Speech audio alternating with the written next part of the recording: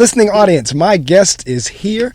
She has been on the show years ago, and we reconnected. And as I said, on any given weekend, she can be anywhere in the world. And in this particular weekend, she is in the Dominican Republic. And that is none other than Yvonne Oswald, PhD. Dr. Yvonne is the award-winning, best-selling author of Every Word Has Power, now in 11 languages.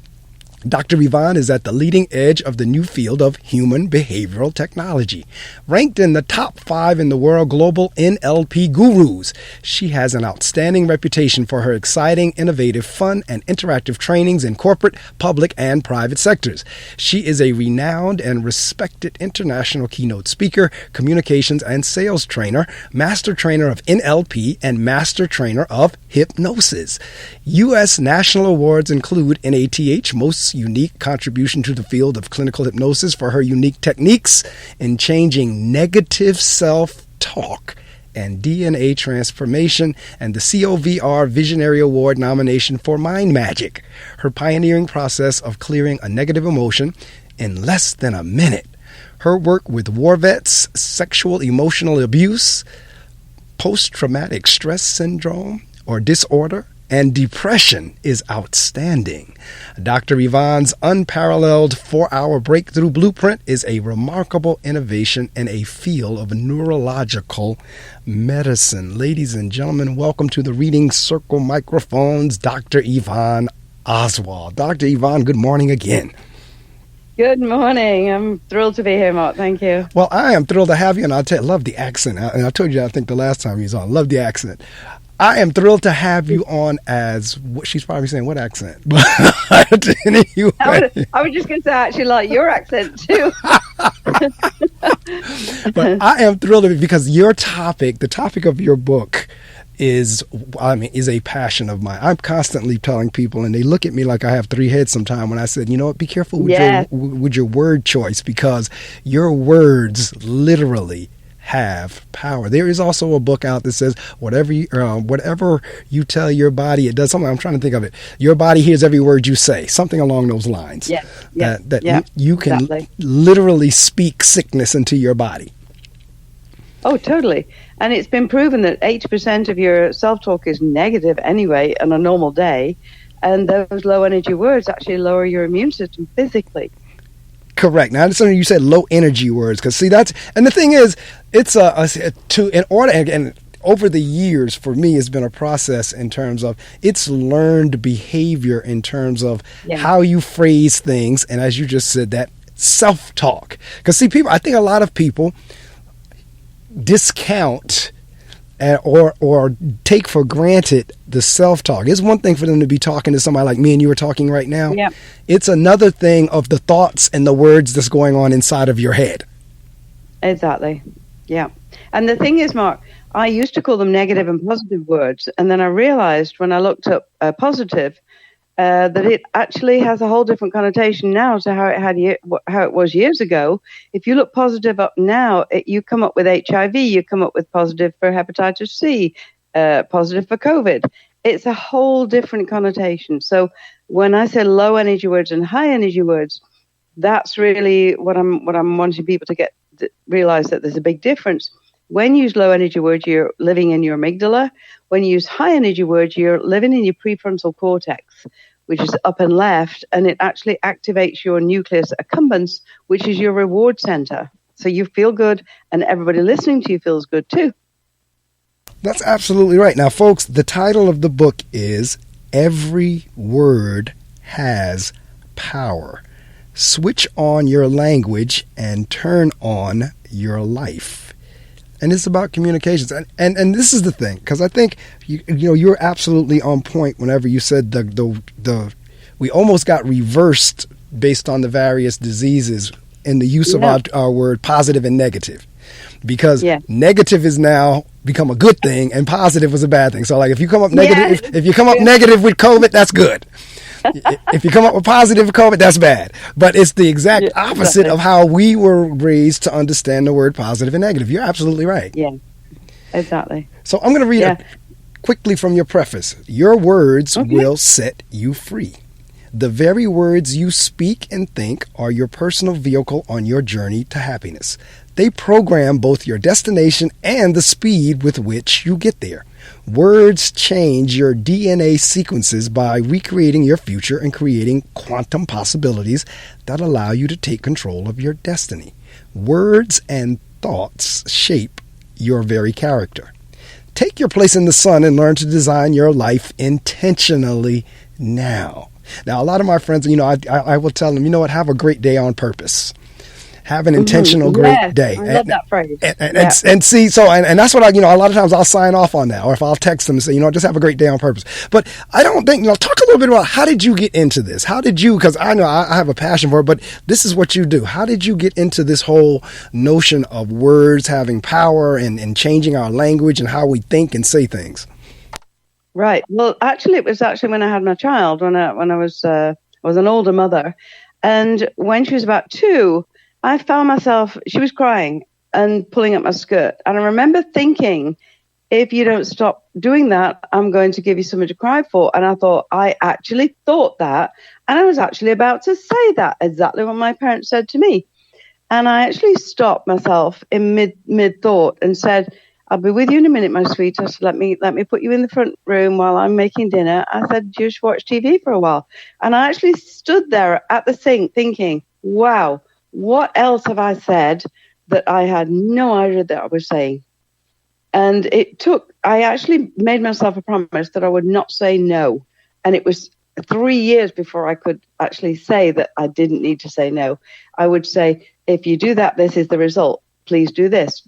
Please do that, rather than don't do. Because if you say don't touch that to a 5-year-old child, they hear only the keyword, exactly the way the unconscious mind works. So the child will hear the word touch and immediately will touch it. And, the parent says, don't touch that. Well, I just touched it. Hello, you told me to touch it. Because the unconscious mind doesn't hear negative. So if I say to you, don't think of a pink elephant, you have to think of a pink elephant, right? Correct. So if I say no problem, or I'm directing you to think of problems. If I say not bad, you actually mean quite good. When you say not bad, you actually mean quite good. So the word bad, funnily enough, I was actually teaching in Boston, and I actually was saying, so the word, and I couldn't actually remember the word bad. And I was like, what is the word for not good? And someone said bad. I'm like, that one.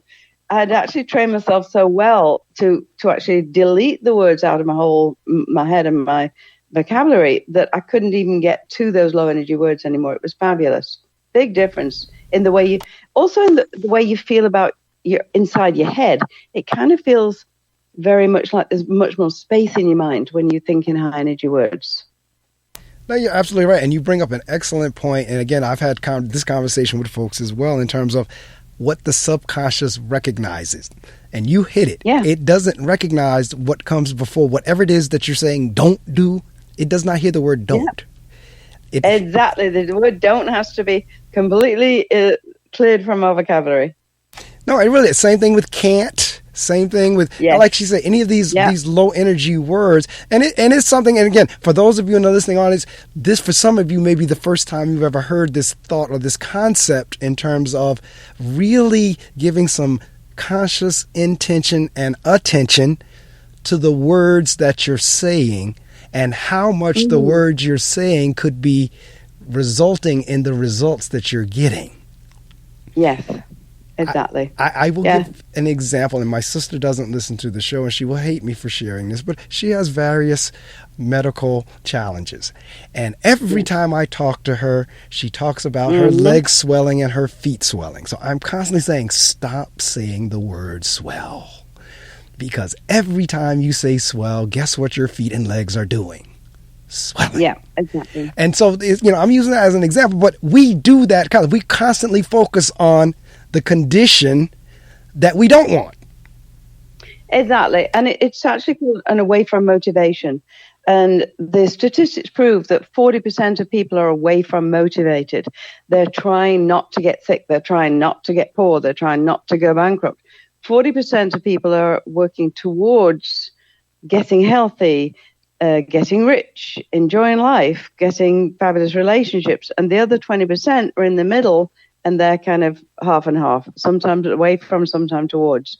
It's very, very interesting. I actually got an email yesterday from a woman who called herself the word doctor, and her whole language right through the email was negative. I was like, how can you be a word doctor if you're talking about literally, I read it in my stomach. And what's interesting is your stomach actually feels interestingly not pleasant when you actually hear low energy words. You get that gut reaction. And the most interesting thing is when you use low energy words, people associate them with you, not the other person. So with bullying, for instance, in schools, I often say what the bully says, the unconscious mind believes about the actual bully. So they're not only, making you feel not good, they're also doing the same for themselves. Very interesting how words work. And it's the mind is a really simple device. It's called a servo mechanism. It's a machine. So a machine can be programmed and it can be reprogrammed. And I think it was Tony Robbins said that every child before they're 7 years old hears 170,000 no's or 150,000 no's. And we've got those programmed into our minds, and we have to reprogram ourselves and redirect the neural pathways so that we end up with a positive result. No, you're absolutely right. I was having a conversation with my aunt last night, and I was telling her, and you were talking about programming, and my standard response when someone asks me, hey, how you doing? My standard response is all is well. Yeah. Oh, that's a nice one. That's I might copy that one from you, Mark. That is my standard response. I say, hey, man, how's it going? All is well. How you doing today? All is well. And so, but you're right in terms of I have to consciously think about that response, because naturally I might start saying, I'm just hanging in there. I'm just getting by. Exactly. Right. And so I am literally washing that I'm just hanging in there phrase out of me. Yep. Exactly. And you open your mind up to new possibilities when you use positive language too. It's very interesting how it's a natural response to search for negative. When you're going through the jungle and it's a beautiful day and the sun's shining, if the leaves rustle, you better be looking out for those leaves in case it's a bear or a snake or a tiger. So it's your natural response. When we go in and someone says, oh, do you like the way I've decorated my room? Yes, I love it, but, and they'll always end up with what's not working in the room. And it takes like self-discipline, self-talk, self-awareness, really, more awareness than anything else, to actually say, yes, it's lovely. You did a fabulous job. Stop. And, it's what came to mind when you say, and again, because I study this, and like I said, I'm not a guru, I'm not you, but I do study and I do believe and do understand this whole notion of word choice and the power of them and law of attraction, so forth and so on. And one of the things I was reading one time, it said something along the lines of, we don't even know how to accept a compliment. Kind of what you were just saying about the room. So if somebody says, oh, that's a nice suit you have on. Oh, this old thing, I've had it for 10 years. Rather than just saying, thank you. Exactly. Yeah, I was out last night, actually, and someone said, wow, you're really intelligent. I said, yeah. And I just said, yes, I am. Exactly right. It's so nice. And kids, when they look in a mirror, a child will say gorgeous. And kids have that awareness that they're beautiful. And it's only adults that actually put on them different ideas. And, those limiting beliefs are what we hear before we're 7.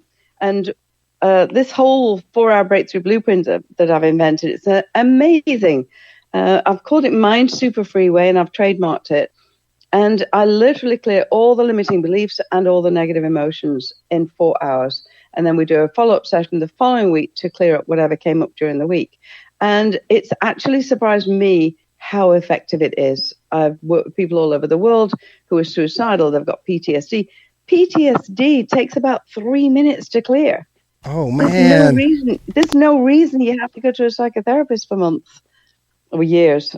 A lot of the things that people are taking years and years to attempt to get control of, they can be cleared with NLP, with Neurolinguistic programming, in about 2 or 3 minutes. Well, I have a lot of folks I need to refer to you. Because I know folks that are struggling, which, and I'm saying that facetiously, but at the same time seriously, because, and again, I've been sharing and talking with people. It seems, and I don't know, because most of my shows, or many of my shows this particular year, somewhere within the interview, mental illness comes up. And I noticed in the bio we were talking about depression, and you just said PTSD. Yeah. But it seems as if either mental illness has always been there and we just haven't been focusing on it or hearing about it, or the fact that now some of our athletes have come out and said, you know what, I'm struggling, or the fact that we just went through COVID over these last couple of years. But whatever it is, seems like mental illness is the hot topic and more people are struggling with it. Yet I just heard you say... You know what? I actually believe it's always been there. We've just given it a name. And a lot of people come to me and they say, oh, I've been diagnosed with ADHD. I did a session with a guy last week. He'd actually killed a young man. His truck ran over the car. It wasn't his fault. The young man went across the meridian, and he'd been really, really not happy for 3 years. And he said, "I've got ADHD. I've just been diagnosed." I said, "How have you got ADHD? You've just sat with me for 4 hours, completely wrapped and full of attention. You don't have ADHD." I believe a lot of people who are diagnosed with this ADHD thing, they're entrepreneurs. Entrepreneurs typically are people who start things and don't finish them. Right. They don't pay much attention because they get bored quick. It's like they're very good self-starters, and we give these labels to people. All the labels I hear, I don't enjoy labels at all. I refuse to deal with labels. Right. Really, to me, it's just that people have a not good childhood, or, like you said, they're programmed as children and they have to deal with it. They've been through not fun things before they were 7 years old, and everything that happens before you're 7. So literally, even from before you're born, in the womb, I've had people come to me, because I've been doing this work for like 20, 30 years now, and people come to me, and in the womb, if mom has a not good experience, the child has a not good experience. Correct. They come into life afraid of what's going to happen because they can pick up the neurological feelings that are going through their body from the mom. So my job is to clear away the little clouds above your head so that you're in the light of God again. And once you clear the clouds, it's just simple to live in the now. It's lovely. The difference is spectacular. It's so wonderful to see someone who was living just in what's called a closed loop, really stuck in the negative part of their lives, and just opening it up and saying, you can let that go now, and it's gone. Magic. No, it's fabulous. You're absolutely right. In terms of, I had a student, and being the guidance counselor and the students in there, and the young man just started reciting all these things of what was wrong with him. And he talked, I'm trying to remember exactly how he said it, but it was kind of like, he said he has like a Hulk or something he called that was inside of him. And the guidance counselor turned around and looked at him and said, who told you that?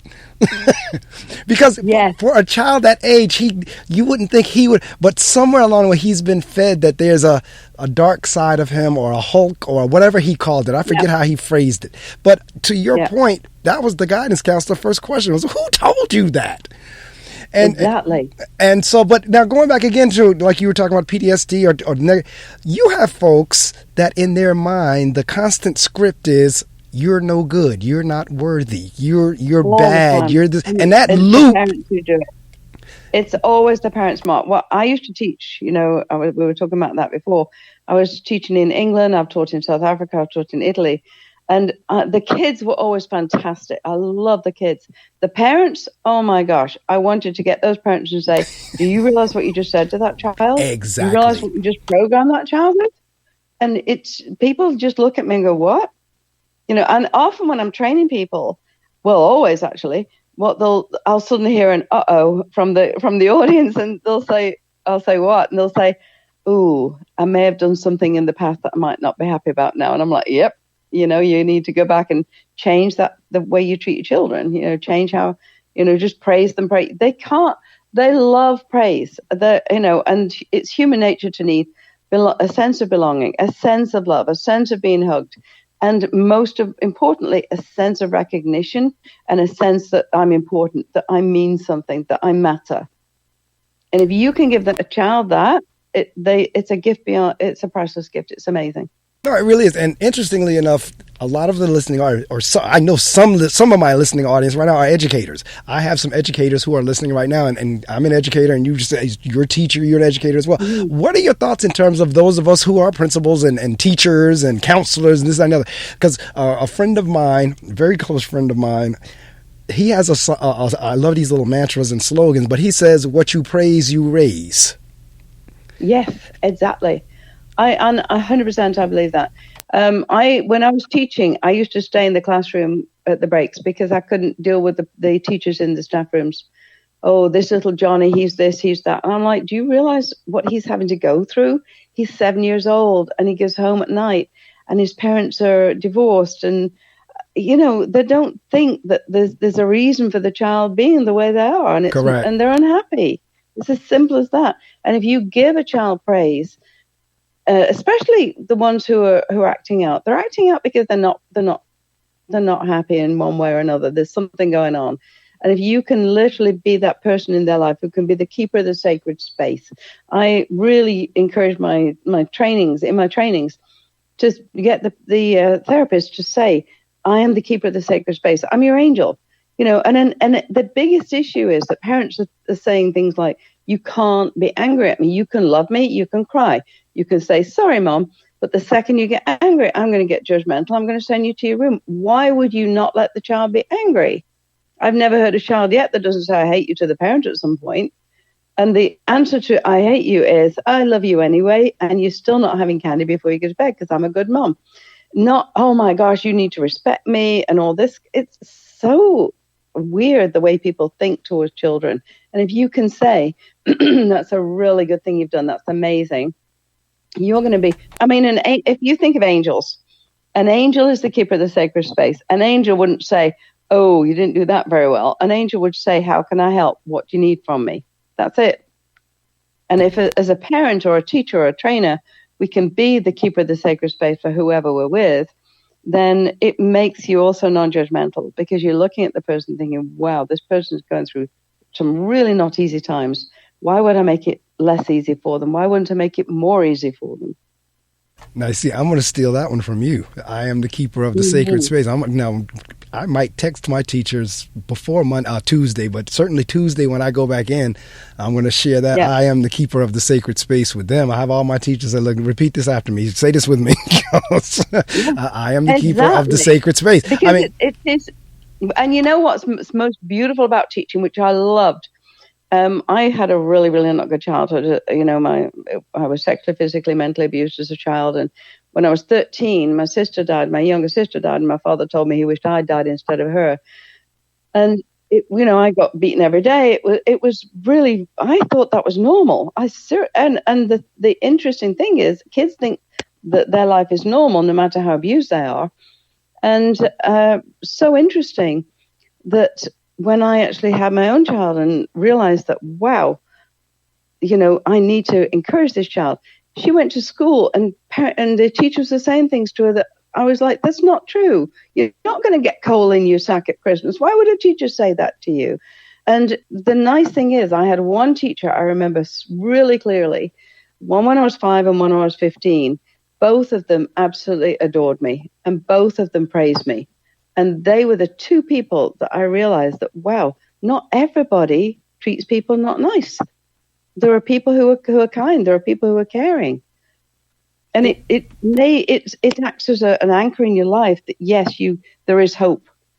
And the biggest thing, Mark, I'm finding with people who are suicidal, I always tell my students to look out to listen for the words hopeless and helpless. When they feel hopeless and helpless, suicide's on the way. Same with sexual abuse. With any kind of sexual abuse, they're going to be self-destructive and 100% suicidal at some point in their lives. So it's not something you can just get over. You have to clear it out of the whole neurological pathways. You have to literally clean the area up. Well, that leads me to my next question, because I've had guests on the show who have gone through horrific childhoods as you've just described, and yet they've made it. And then there are others who've had the same horrific childhoods that just snapped. I mean, just mentally totally off, doing aberrant behaviors, hurting people, all kinds of, because they say hurt people. But I mean, So how is it that someone like you, a guest that I had on last week, how is it that you all can have these horrific events happen on kids and yet you're able to do what you're doing and then others just don't make it? Right. And that is why, I mean, I literally thought when I was a teenager, I want to grow up and make sure nobody ever has to go through this. Simple as that. And I had a lot of self-soothing mechanisms that I had to come up with. Literally, I used to wake up and think, am I depressed today? Yes, I'm depressed today. Okay, I'm going to go. I'm going to have a cup of coffee. I'm going to have a piece of toast. And after I do that, I'm going to get on my day. And I literally used to get up and go and do that. And I'd find by 10 o'clock I was feeling fine. And I realized that I was actually inventing a lot of techniques to get through the day that other people weren't aware of. I think it's an awareness thing. We all do self-soothing mechanisms. We've all got, we drink too much, we eat too much, we work too much, and every behavior begins with a positive intent. And that was one of the biggest, most relevant things I took from NLP was every single behavior starts with a positive intent. If you're 3 years old, 5 years old, and mom gives you some candy to make you feel better, that's great. But if you're 300 pounds and 30, it's not such a good behavior anymore. So with all behaviors, we actually modify them or delete them. So too, we're going to back. Some people just get overwhelmed with how much they're going through. Right. And of course, it's actually called the threshold point. You can have a low threshold or a high threshold. Interestingly enough, people who've been through a lot of abuse quite often have a really high threshold for abuse. So they don't go into the despair, hopeless, helpless place. And some people who've never had anything go not right in their lives suddenly come across a not pleasant event, someone dying, and they totally spin out. Correct. So it's how often it happens and where your threshold is. And when you go over that threshold, that's when the deciding point is whether you're going to win at life or whether you're going to just play the victim. So, all right. So that's my next question in terms of, for someone who's spun out, and I heard you say a few minutes ago, you can turn that in 3 minutes. How do you? Yeah. Because a part of that has to be the willingness to want to get out of whatever it is you've spun out of. Yes, that's true. And here's a very interesting thing. There's a thing called secondary gain. And some people actually thrive on getting other people to feel sorry for them. Correct. And, it's like your sister with the not fun physical things. Some people thrive on the, oh my gosh, I've my leg, my arm, my back, etc., so that they can get the sympathy and understanding, and they don't realize that that's not a good way to get attention. Correct. We want positive ways to get attention, great ways to get attention. And it's about focus. I mean, a lot of the people I see, because they've been through not good things, they're physically also not well. Correct. And convincing them that they did it to themselves. It's like, I've got diabetes. It's in the family. Well, I've got diabetes in the family. I think just about every person in my family has got diabetes except me, because I do 20 lengths in the swimming pool every day and I eat well and I think positively. It's like, you don't have to get those things that are in the family. You don't have to get all diseases. It's like you give it to yourself, and they're like, oh, no, I didn't. No, it's inherited. But see, because somebody made the not good decision to eat not well. Right. And, the whole family group ends up like that. It's like somebody at some point had to say, this is a new decision I'm making to make myself well. I'm literally healthier than I've ever been in my whole life. And see, you bring up an interesting point. I'm happy about that. In terms of even that phrase, it runs in the family. Yeah. People think that's a way out or excusing or rationalizing why they may have so. And in all honesty, going back to what we were talking, low energy, high energy, that phrase is low energy. It runs in the family because, like you said, it doesn't have to, because I'm in that same diabetic position that you are. I was diagnosed some years ago pre-diabetic, but the doctor told me straight up, look, I can keep you off medication if you change your diet and you exercise. I agreed to do it. Haven't gone over the line yet, thank God. So that's another phrase I've taken out of my vocabulary is it runs in the family. I don't say that anymore. But let's back up a little bit, because I heard you reference NLP, and everybody in the listening audience may not understand what those three letters stand for. Well, NLP was invented in the 1985. Richard Bandler and John Grinder got together. John Grinder was Richard Bandler's professor at university. And they said, how is it that some people produce amazing results, like Milton Erickson, who was a hypnotherapist, and he literally used to just sit there and tell stories and people would change their whole lives. And they said some people, don't produce good results, even though they're using the same techniques. Could we study people and model them so that we can take whatever is working and make it into a replicable model that we could do again and again? And that's what they did. They actually, so with my students, for instance, I'm going to teach them a technique. If I'm teaching well, my students will be able to repeat that technique 5 minutes later and produce the same results. There should not need to be a learning curve if I'm modeling well, if I'm doing it well. So they should be able to replicate exactly everything I do. And the whole basis of NLP is a lot of it's very much in business now. People are using communication skills from it.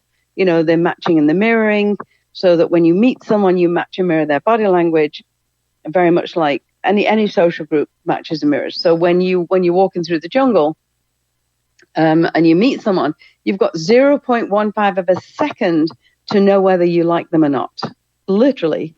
And it's the same, with teachers when someone meets you, you have that 0.15 of a second to convince them that you're a nice person. And then otherwise, it takes a long time for someone to warm up to you. And there are ways you can do your modeling. You can actually raise your eyebrows, smile, put your head to one side, hello, as opposed to hello and eyebrows down. A lot of NLP is communication strategies. And I know in schools, we use the visual, kinesthetic, auditory model. There's also another model that's auditory digital. And my goal would be to get all of that in schools. I love the communication strategies. And it wasn't until I studied NLP that the husband I was married to at the time, I realized he was auditory and I was visual. And he would shout, "You're not listening to me." And I'd say, "But you're not looking at me. You're not seeing what I'm talking about." And literally using those predicates and changing the predicates changed our whole relationship. It was quite amazing. And the auditory digital is about 15% of the population. Like the Mr. Spocks and the Sheldon from Big Bang Theory. Right. The auditory digital ones, they literally have a lot less ability communication-wise than the rest of the population. And it's not that they're less intelligent, it's just that they have a different system. So with my ex, he was auditory, digital, auditory. And I would have to say, can you listen to me while I explain something so you can understand it? And he'd go, "Wow, you're speaking English finally." And, it's very interesting. I find the auditory kids, they've got their ear to the teacher, they're looking at the floor. And in their reports, they'll say they don't pay attention. They're paying 100% attention, because if they're looking at you, they can't understand what you're saying because they have to use two systems. If they've got the ear turned to you, they understand 100%. And a lot of what goes on in schools is not learning disabilities, it's teaching disabilities. Wow, that's deep. To talk about the power of words. But I mean, in terms of, that's an excellent point, because this is what we do. In terms of what you just described, we'll turn around and say, look at me when I'm talking to you. And I hadn't even thought about what you just said myself in terms of, and I understand the whole auditory, kinesthetic, visual, I understand it, but I never thought about it until what you just said, that a child could very well, that's how they're processing, by looking at the floor and their ear turned to you. So the NLP itself is Neurolinguistic Programming, am I correct? Programming. That's what it stands for. It's reprogramming the brain, or reprogramming the neural pathways, so that we have a clear channel without all the noise. I mean, 35% of the population is not visual. The good news is that the visual kids in the class have it over everybody else. The 65% of the population, they can take in a huge amount of information all at once, simultaneously and instantly. Someone who's auditory has to literally think about listening, and it's a linear way of thinking. The auditory digital auditories have a linear way of thinking. The kinesthetic kids in the class have a real disadvantage in as much as they don't. You can tell a kinesthetic kid because they can't spell. The kids who can't spell typically are kids who haven't developed the visual recall pathway, which is up and left. Wow. Super simple pathway. I had a guy in my class, and he couldn't read. He was 42 or something like that. And he said, "You'll notice I don't take notes." So I'm like, "Okay, that's fine. You can learn another way." And he finally came to me and he said, "I can't read." He said, "I've never been able to read." And I said, "Oh," I said, "that's interesting." I said, "Would you just come up to the front of the room for a minute?" And I wrote the word success in 2 different colors, red and blue, SUC and then CESS. And I put it up and held it up and left for him, to his left. And his head was forward, his eyes were up. And I said, "Open your eyes, look at the word, close your eyes. Open your eyes, take a snapshot of the word, close your eyes. Open your eyes." And I did it half a dozen times. I said, "Now close your eyes and spell the word." And he said, SUCCESS. And he just opened his eyes and he said, "How did I do that?" And actually, I did the same thing. And I asked him to spell it backwards, and he spelled it backwards. It takes about 2 days to teach a kinesthetic kid how to use the visual pathway. And see, again, going back to what you said, it's not necessarily, how did you say that learning disability for students is a teaching disability? In terms It's a teaching disability. If we were taught those strategies and implemented, because I'm not even saying that probably districts have tried professional development in that area, but it's a matter of not just hearing it and learning it, but actually executing it. I think we would have better success in terms of at least being aware. And it's interesting in terms of when you were talking about you and your ex-husband. I had that same situation with a supervisor when I was in corporate America. She was auditory, I was visual. So I communicated with her through email. She communicated with me through voicemail. And we always missed each other. Because I said, "Didn't you read my email?" "No." "Didn't you hear my voicemail?" "No." And we were always crisscrossing. And that relationship wasn't the best, just because it was the 2 different sides. But once I figured that, because that was along the time when I figured the styles out. So I said, this is what it is. I keep sending her email. She keeps sending me voicemail. I'm going to start sending her voicemails. Exactly. And once you recognize the systems, it's super simple to work with people. Kinesthetic kids, when they're learning how to spell, if you ask a kinesthetic kid how to spell tree, for instance, they'll look down and write.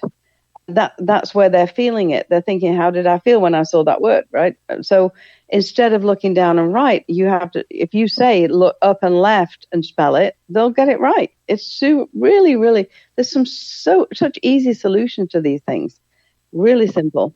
And the auditory digital auditory is a very linear way of thinking. And they take a long, slow process to do things. You'll always know the auditory digitals because they'll say, "But what if it doesn't work?" "Well, can you explain more about it?" "Well, can we talk about it in detail before we go on?" I had a class in Florida, and 4 of the 5 students I had, a small class, were auditory digital. And I had to actually delete a whole day of training because they kept asking questions. And I would say, "I'm going to demonstrate. You're going to then go and do it, and then we'll talk about it." Nope, they wanted to talk about it before they'd even done it. And it literally, a whole day of the training, I had to just say, "If you don't start asking questions, I need you to just go ahead and do it." They couldn't. They have to know the answer before they start. And it's very, very, it's not fun for anybody else dealing with them. It's okay for them because that's the way they do it. And the teacher dealing with them is like, "Can you just get on with it?" And they can't because that's the way they do things. Correct. And that's where we this is the crazy thing about education. They tell us to differentiate in terms of our teaching, but then they give the kids a standardized test. So they want us to differentiate and understand everything that we're talking about this morning in terms of various learning styles, but then they turn around and give them a standardized test where everybody has to take the test the same way. And then they wonder why they keep getting... Right. They keep wondering, why are we getting these low scores? But some of this of what we're talking about this morning feeds into why we're getting those low scores. For those of you who just joined us, I honestly hope you've been with me since 6, but definitely since 7 Eastern time. My guest this morning is Dr. Yvonne Oswald. We are talking about her book, Every Word Has Power, Switch on Your Language and Turn on Your Life, as well as Neurolinguistic programming in terms of how our minds work and how you can switch the low energy talk to high energy talk and get the results that you desire. Because we have so many people, like I was saying earlier, that their script is, you're no good, you're no good, you're no good. I mean, it's almost demonic. I mean, it's like, you're no good, you're not worthy, you're not worth anything, you're bad at this, you're this, that, and the other. Because it's interesting what you were saying about that's what the child has heard. I cannot tell you, I've had parents in my office whose child was suspended for cursing will come in and curse the child out in my office. And I know. Do you understand that's what they just got, or they're coming back from suspension from? Yeah, they're just modeling. Exactly. And before 7 years old, it's the imprinting period when everything is just accepted for what it is with no filter. So you say to a 5-year-old, hey, I saw a spaceship yesterday, and the 5-year-old will go, oh, can I see one too? You said that to a 7-year-old when the filter's starting to come in, and the 7 to 11 is the modeling period. We don't just model our parents for their good qualities, we also model their not good qualities too. We model who we admire, and we model their negative qualities. So if they're alcoholics, we're going to model that eventually, unless there's a different program put in. And people don't realize that they're passing on the programming totally unconsciously. Correct. And again, and it needs parents to be. I would love to get into every school in the land. I can teach in one day. I can teach so much of NLP that teachers will change their whole teaching styles. Now, you'll get a math teacher, and they literally say these kids aren't learning properly. No, right. You're using an audio-to-digital way of training them. Think about this. And kids who are not audio-to-digital will not be thinking about it. They'll be hearing it or seeing it or feeling it. You've got little Johnny in the room who's touching his friend all the time, and the teacher says, stop touching your friend. Don't touch the book. How can he learn unless he touches if he's kinesthetic? Right. Right. Now, see, and again, just having this conversation, I'm going through scenarios as I walk through classrooms, and now you even have me thinking in different terms when I go back to school on Tuesday of when I see some things going on as to, okay, let's address this a different way. Based on your conversation. So these are the chapters in the book, and we're not going to give it away because we want you to purchase the book. At the end of the interview, I'm going to give Dr. Yvonne a chance to promote, and she'll be able to say everything with the exception of the price. But this is a book, especially for my educators on the line, you might want to take a look into for sure. We have chapter 1, The Power of Clear Decisions. 2, The Power of Self-Worth. 3, The Power of Awareness. 4, The Power of Focus and Intention. 5, the power of letting go. 6, the power of communication. 7, the power of relationships. 8, the power of spiritual connection. 9, the power to change the world. And then in the appendix, she has switched these low energy phrases to high energy, top optimistic high energy words. So there's a list of words that you can use, low energy words to clear from your language. And then I see the how do you say that? Because adaptation. I know it's the Hawaiian meditation. It's the Ho'oponopono. That's it. That's right. Ho'oponopono. Ho'oponopono literally means making it right twice. It's right. I'm sorry. And forgive me. People, we do an exercise where the Hawaiians believe there's a cord attaching you to the other person. Right. If you've had a negative experience or a not good experience with them. And you have to forgive them, but they also have to forgive you too, for that cord to be cleared and for everybody to move on. And it's a huge drain on your resources to have people who you resent or you don't feel good about. It's much easier just to clear the cord and say, they did the best they could with what they had available. End of story. That's our parents too. At some point, you have to say, you can't always say it with your parents. You have to say, I have full responsibility for myself now. And see, this is going back to, again, the willingness of it, because I know people who are literally, they're depressed, they're suffering from whatever, whether it's bipolar, whether it's, narcissism, whatever it is. But I'm listening to you saying you don't have to be stuck in that. And the interesting thing is, here's the difference. If the unconscious mind's job is to bring things up to be resolved. So before you 7, things happen, especially things like sexual abuse or violence and things, and the unconscious mind will repress it. so that you're not even aware it happened. A child has to survive till they're at least 11 before they can actually look after themselves. So the unconscious mind has a big job to repress it. It will come up for resolution later in the 20s or in the 30s.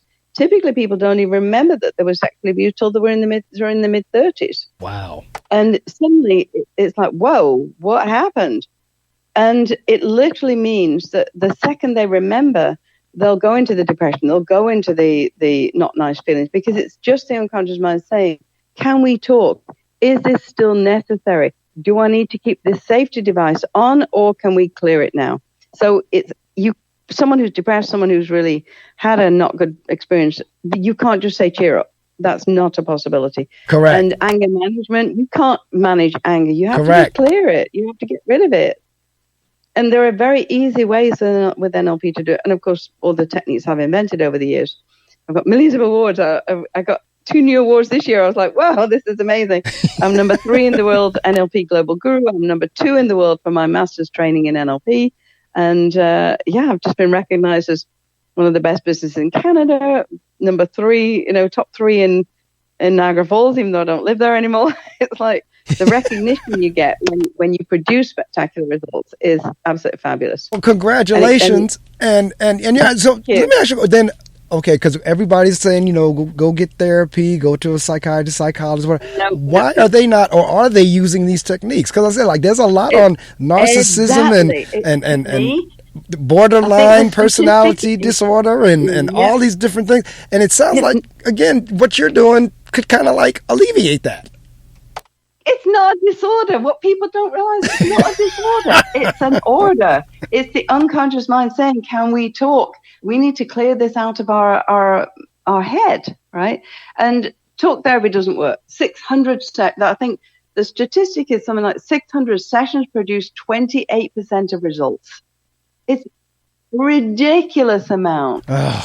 Hypnosis, 6 sessions produce 90-odd% of results. And NLP is 1 session, 100%. I mean, literally, I do the 1 4-hour session. Sometimes it takes longer. And in that 4 hours, I literally say, send me ahead of time all the story. I don't want the story. I don't care what the story is. I don't care what the event is. What's important is the emotional residue that's left behind, because that emotional residue is what's anchoring you into that situation over and over again. And when we clear the emotional residue, the event just lapses. It's just people remember the event, but there's no emotional charge with it. So PTSD, for instance, I had one young man who'd been in the war, he'd been in Iraq, and he was sitting on top of a tank, and he turned around and his friend's head had been blown off. And he was repeating that in his head 10 years over and over again. And the talk therapist said, can we talk about that? How do you feel about it? Well, why would you do that? Why would you anchor it in even further? And I just said, do you want me to clear that for you? And he's like, yes, please. And it takes about 5 minutes. And he just looked at me and he said, how did you do that? He said, I remember it happened. He said, but I don't feel anything anymore. And that's the whole point, is we want to clear the emotions, and delete the whole. I think of it as a file folder. It's a virus file folder, those negative emotions and those negative events.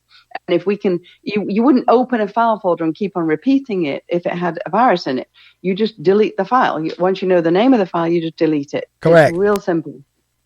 Now, is this something that can be done via telephone? Well, now we're into the, the virtual, and we can do it actually on Zoom or a computer or whatever. I love Zoom. People sit in bed. Oh my gosh, Mark. People are sitting in bed having snacks with the cushions all around them, and I work for 4 hours and they can just sleep afterwards. It's fabulous. And it works even better than real life, actually.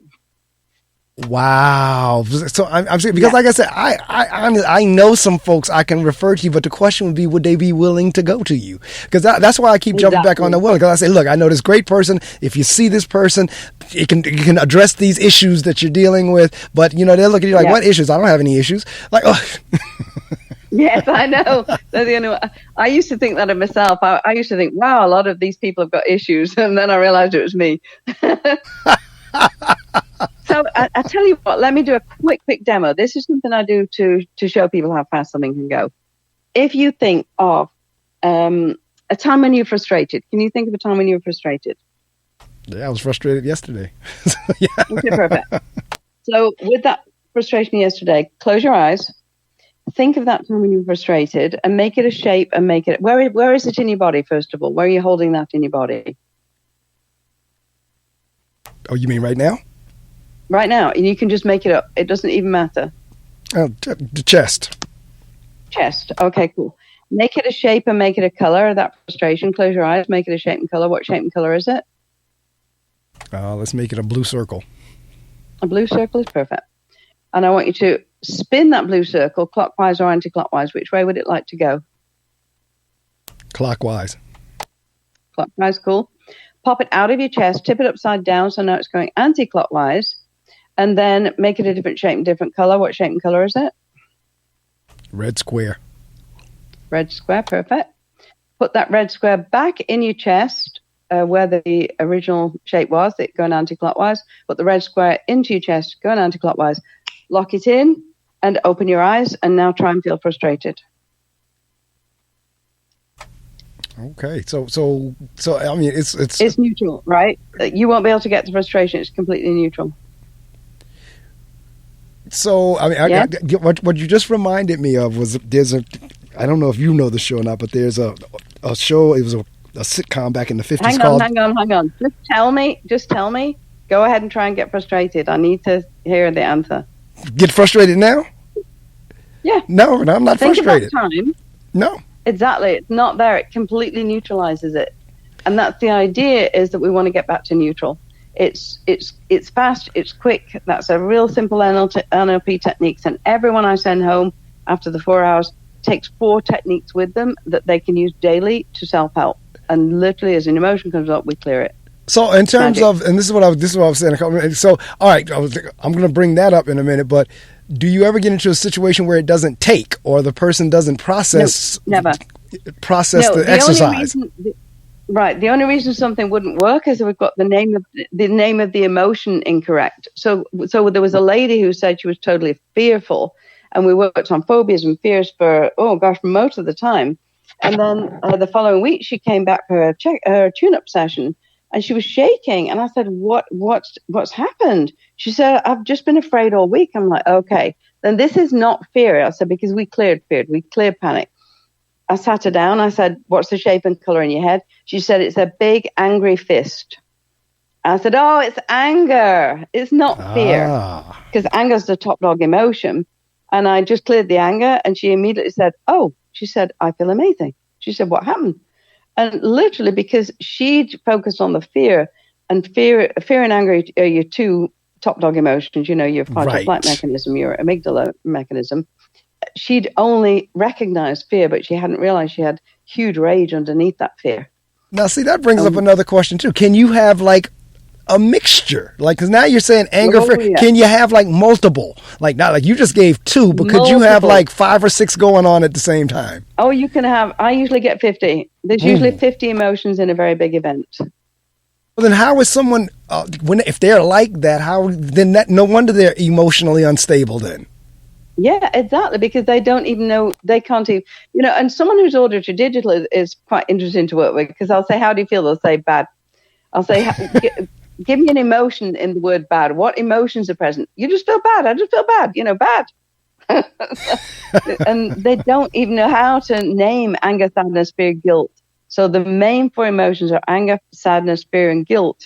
And anxiety, which is the big 22nd century disease that's coming up. It's a future-based emotion. Anxiety is something which is future-based, and by its very nature, it can't be clear because it hasn't happened yet. Correct. So we call it anxiety and worry.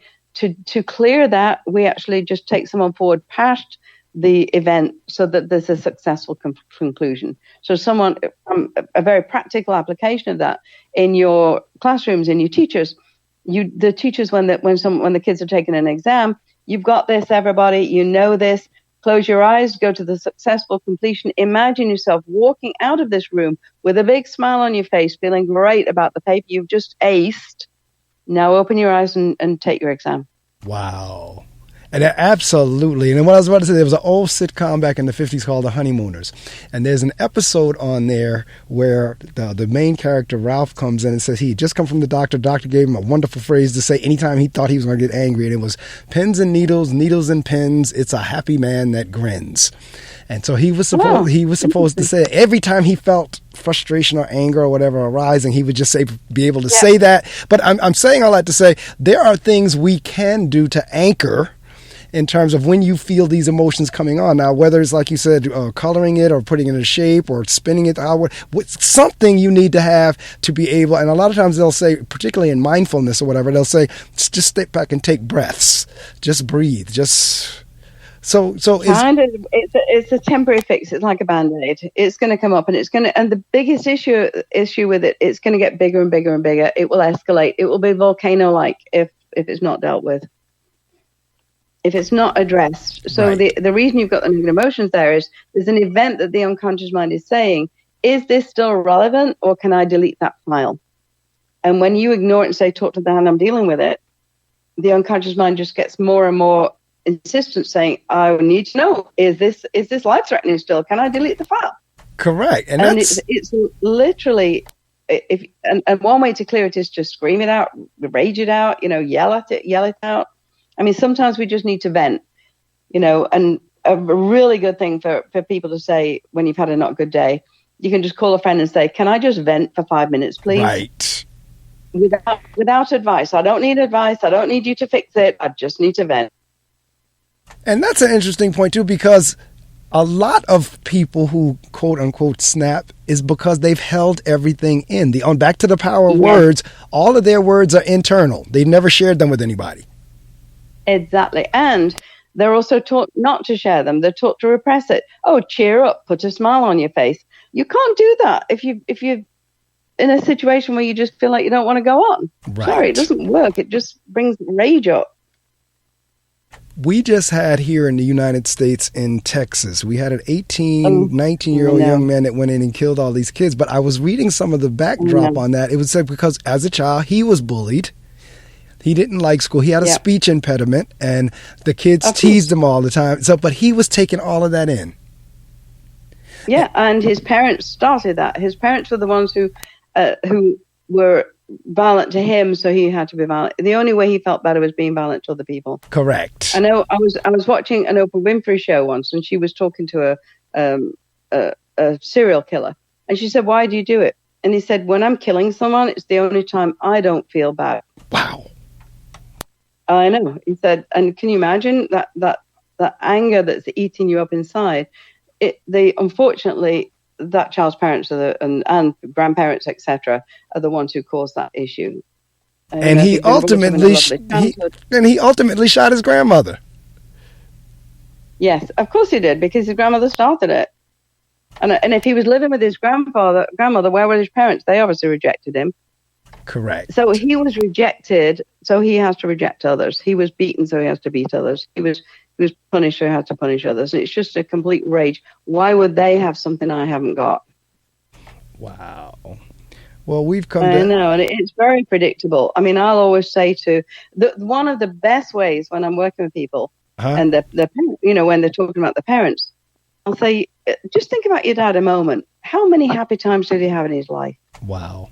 How many times did you ever see him without responsibility? How many times did you ever see him where he was having fun? And they'll say, well, not really. And I'll just say, he'll never have the option you have right now to spend the next 20 years living happily, doing good things, enjoying your life. And, we need to thank him for going through what he went through. So it gives us the opportunity to have some freedom. Wow. Well, Dr. Yvonne, we've come down to the end of this interview. I'm so glad we reconnected again. I read the book some years ago. Same here. Great. And I'm going to reread the book again. I want to go back through it again because I read it some years ago and I want to read it again. And again, for the listening audience, this is a good one. I mean, there's a reason why she has all these awards and is in, 55 languages now? Is that what I read? It's in 11 languages. 11. I'm sorry, 11 languages. In 11 languages, and in the top 5. That's where I got the number 5 from. 5 in the world in terms of her being number 3. See, now number 3. Now you've moved up. There you go. Yes. She's moved up from number 5 to number 3. But the book is Every Word Has Power. Switch on your language and turn on your life. And I am in the process of constantly doing away with these low energy phrases and words. And people who talk to me, they know I'm not making this up because they know I check them. When they say something to me, I did it to my aunt the other day. She said, I said, speak life. Because that's another thing that I'll tell people now, speak life. Speak life. Well, you know what? The phrase I use is success starts with self-talk. Correct.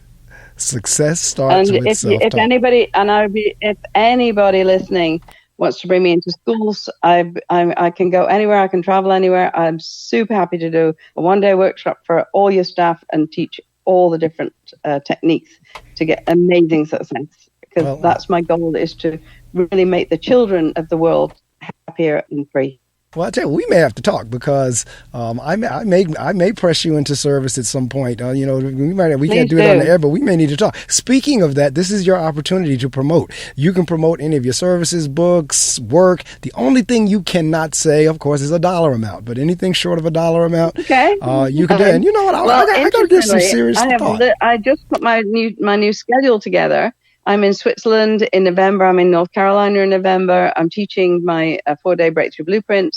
If anybody wants to get me to go to your city, 10 people or more, I'll come to teach NLP. I'll teach the masters NLP and hypnosis, and private breakthrough sessions, obviously the breakthrough blueprint. And I love those. I'm going to do one a day of the breakthrough blueprint. It's a real deep session, and the results are spectacular. But my passion is really my real passion is to never have to use a therapist, because anybody who leaves me, whenever you're in contact with me, I'll always give more than enough. I'll always give you more than you need to have a successful life. I love my work. I'm passionate about it. I know that's right. Matter of fact, while you're promoting, and I didn't bring it up during the interview, I noticed that in your store section you have downloadable hypnosis, either CDs or either MP3 links. Yes, all hypnosis. I think there's about 40. And if you go to YouTube, actually, and just write in Yvonne Oswald into YouTube, I think it was something like 6 million results came up last time I looked. There's little videos on how to clear anxiety, how to get prosperous, how to open up your life, how to future pace, how to enjoy your life, how to clear anger, sadness, how to clear phobias. Phobia is the easiest thing in the world to clear. Just go onto YouTube, put Yvonne Oswald phobias, and you can clear your phobias. You have a channel? You have a YouTube channel? Yes, I do. Oh, I'm going to subscribe to it. That's what I'm asking. I'm going to have to subscribe. I'll have to go to YouTube and subscribe then. And I need to upload them. I think I've got about 42 videos. I think there aren't that many videos in the YouTube.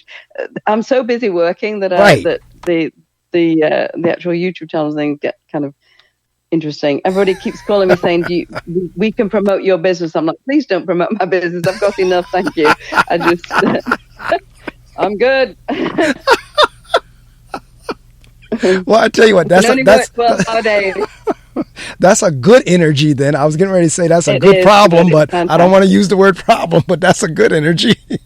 Well, I'm super happy at the work I'm doing and the results I'm producing. I'm thrilled. And my goal is to just get it out to the world and teach everybody so that we can have the next generation, a whole different generation, a whole different mentality. Well, I'll tell you what, her name is Dr. Yvonne Oswald, just like it sounds, Oswald, Yvonne, YVONNE, PhD, or Dr. Yvonne Oswald. You can look her up. If you go on Google, she'll pop. And her website is globalwelcome.com, globalwelcome.com, globalwelcome.com. Anything you want to know about Dr. Yvonne is there. The contact information. Like I said, I'm serious. I got to think about it because I have to plan professional development for my team over the years. So I got to give some serious thought to that because I love the techniques you were talking about in terms of, if the teachers understand what they're dealing with and they know how to, go back up against it rather than just putting everybody in the same boat. Oh, he's just bad. Yeah, exactly. And Like, you can work with them with their own system.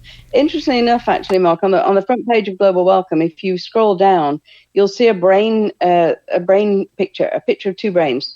One has like red electrical energy, the other one is blue and no electrical energy. That was the results after for our breakthrough blueprint. I worked with a girl in Australia. She had phobia. She hadn't left the house. She was completely agoraphobic. She'd been to the Amen clinic in Australia weekly for months. And he'd been trying to do biofeedback with her. And then I said to her, I said, you went for your biofeedback on Friday. This was Sunday. I said, do me a favor and go back this week and have it redone.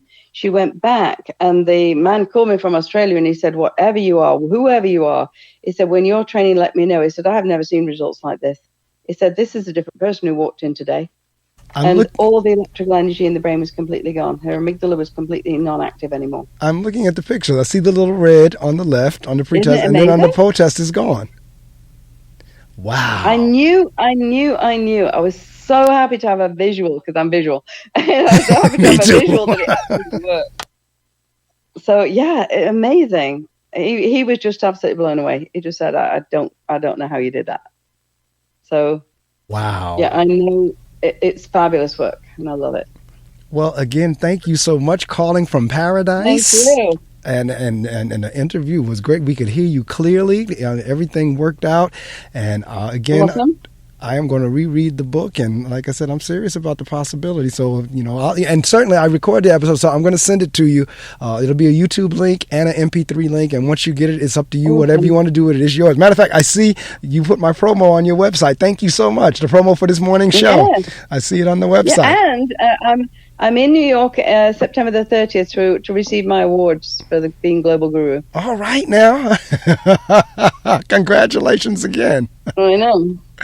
All right. Take care and have a wonderful rest of the time down there in Paradise. God bless, and go and be the keeper of the sacred space for all those amazing kids. Yes, indeed. And I'm telling you, Tuesday, it might even be before, I might text them and say, learn this phrase. Sure. And if you want to get me on Zoom or on online right. with them, I'd be happy to do a little fun thing. All right. Sure. Well, thank you again. I'm getting ready to sign off, but have a wonderful day. I enjoyed it as well as it was insightful. So take care, and again, enjoy, be blessed. Thank you. I'm going back to Paradise. All right. Bye. Now, take care. Yeah, thank you.